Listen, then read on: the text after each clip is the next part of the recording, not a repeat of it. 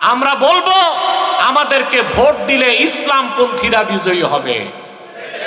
ইসলামের বিজয় হয়ে গেছে ১৫০০ বছর আগে। এই ঘোষণা কার?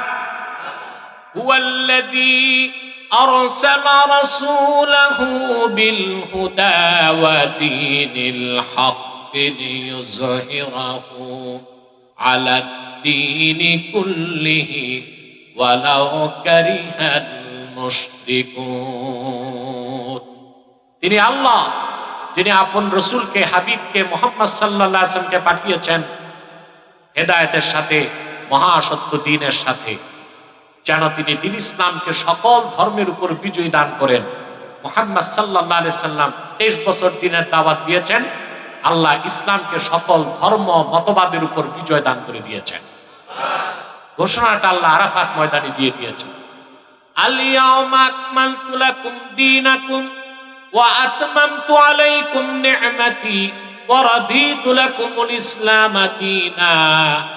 আজ আমি তোমাদের জন্য দ্বীনকে পরিপূর্ণ করে দিলাম, তোমাদের উপর আমার নিয়ামতকে পরিসমাপ্ত করলাম, আর আমার হাবিব মুহাম্মদ সাল্লাল্লাহু আলাইহি সাল্লামের আনিত দ্বীনকে আমি আল্লাহ কিয়ামত পর্যন্ত সময়ের জন্য স্বীকৃতি দিলাম।